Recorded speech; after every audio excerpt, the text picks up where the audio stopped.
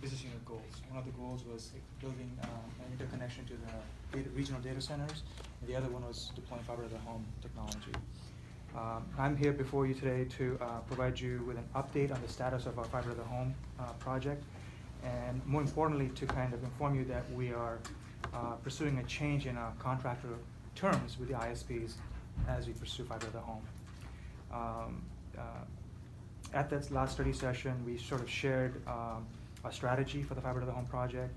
We also did a demonstration of the product itself. We had the unit installed here. We kind of did a speed test, demonstrated its ability to provide gigabit services, and we also kind of demonstrated that this device that's going to be at the side of the home or in the home is a gateway and capable of delivering both video services and also the data services. And so we have a video product today delivered through TiVo set-top boxes, which has not only the capability of delivering linear cable TV product, but also over-the-top content like Netflix, Hulu, you name it. So it's capable of doing both of those.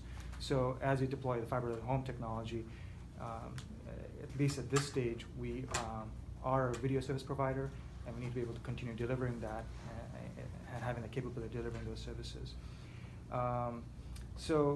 Since that presentation, we've been deploying fiber to the home. We've transitioned to that, and when we did a pilot project in the subdivision, about 165 homes, we did a pilot, but since then we've fully constructed fiber to the home to serve the whole area. Since that was a pilot project, we have both the fiber to the home infrastructure there and also the HFC infrastructure. So currently we're not missing out. We can provide services there. Some of the other new builds that have occurred post that construction, there's apartment complexes that are being built in the Tacoma area. And there's one with 135 units in the downtown area that's expected to come online early September timeframe. And there's a couple of other ones with 100 units or so that are coming post that. And so given that these things are coming online and that we still Click cannot provide internet services, and the way we deliver services over the fiber to the home infrastructure is that it eliminates the need for a set-top box. Not a set-top box, a cable modem. So the cable modem was a key cost of the ISPs, and also the way we manage delivery of product on the fiber to the home infrastructure is that it's all done through that one device, the gateway at the side of the home. So in the past, the ISPs provided the cable modem services. They were able to provide troubleshooting for those modems. But under the fiber to the home infrastructure, we pretty much can provide all those services. In other words, we can troubleshoot it. In this case, we would be inventorying that device itself. Since we're bearing most of the costs and taking on more of the support role for that product going forward, it sort of necessitates a change in our contractual terms in terms of the cost-sharing mechanism of that. At least that's what we perceive. So given that situation, we met with the ISPs. We don't make decisions unilaterally, so we met with them, kind of presented to them what this fiber to the home product is, what we've done so far, what's coming up in terms of the areas that we need to serve, and had a discussion with them. One of the ISPs is amenable to us looking at the revenue split in terms of how we might change that going forward, given the change in our relationship. The other wanted to take some time and think about how they might respond to that.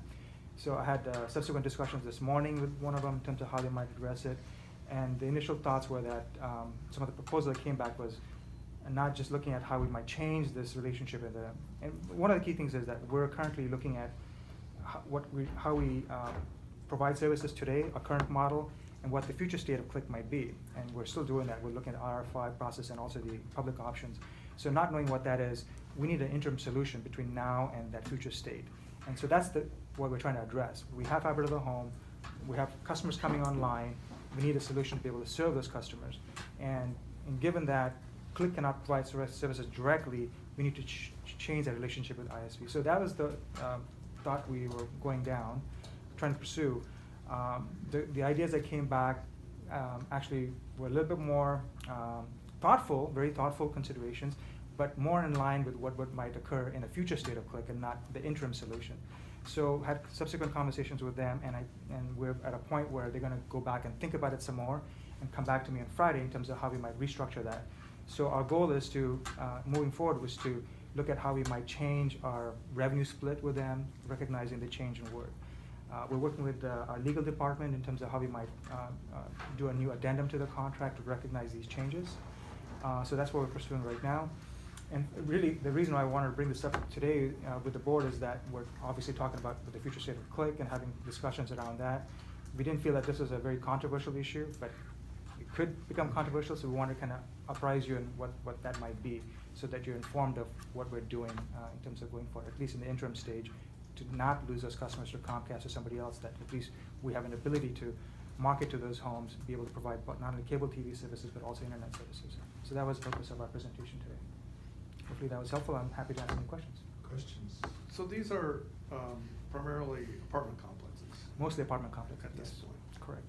I suppose if there was a large real estate development under construction, that would also be another place where it could be done. Absolutely. That's the pilot project that we did. It's a 165 home subdivision. Yeah. That was new. That was new. Construction. Absolutely. Okay. And so this only addresses very few. We do only about 1,000 new builds a year, new homes. And so even if you look at a 30% penetration, looking at about 300 homes at max. So between the time we have today till future state, it's not a whole lot of customers we're talking about. And from the ISP's point of view, if you do this fiber to the home business, if they were to do it, they would need to provide the gateway technologies. Correct. Again. Correct. That they're not currently doing. Well, maybe they do, I don't know. Correct. So we're But envision. but they wouldn't need the cable modems. That's correct. That's correct. So the way we had envisioned is that we would be able to provide both services, both video and data products. Their argument is that, hey, we really want to provide only data services, so can we look at how does it change our cost structure? So we're also looking into providing a gateway that does only data only, so it would minimize that cost. So we look at how that changes the cost relationship and our cost. So ultimately, our goal is to come up with a cost structure or a revenue split structure that fully recovers our cost, and while also gives them the opportunity to price the product in the markets so that they can actually sell and be effective in selling it. Sure. So balancing that would be what we would discuss. Okay, thanks. So how many have you built out to now? So 165 plus homes in the new subdivision, in the Knoll subdivision, and there's 135 unit that's coming online in September timeframe. And then subsequently, there's going to be another two properties with 100 homes. So looking at about 500 with fiber to the home coming up by the end of the year. And of the ones that are there now, what's the market penetration? We're not doing fiber to the home yet, so we need to kind of be able to reach an agreement with the ISPs in terms of how we sell that product, because those products we need to kind of agree what the splits are going to be. So the 65 homes you haven't done yet? We're doing with coax, because on that 165 subdivision, we have both services right now, a coaxial plant and a fiber to the home plant. So we're selling services on the coaxial plant right now. Got it. But as soon as we agree then we'll launch it and we will do that on both sides. That's the goal. Questions? So I don't have a question, but I have a comment. So I think it's important for us to continue to do everything we can to maintain and build our customer base, because I think regardless of whatever the future, whether it's the RFI or public or whatever, that doing that is supportive of all of those future potential models.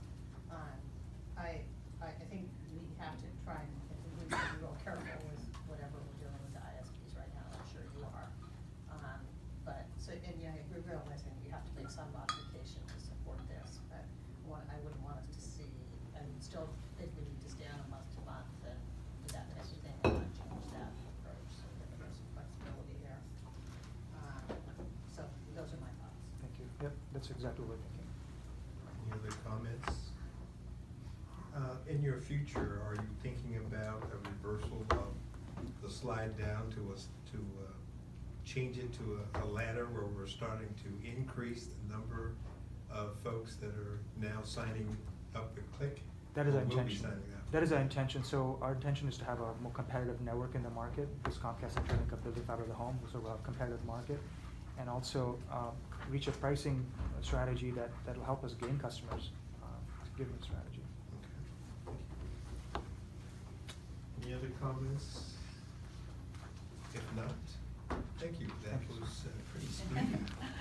Five You minutes, got us yeah. back Way on. to go. Appreciate it. Way to deliver. Way to Thank you. go. Yes, indeed.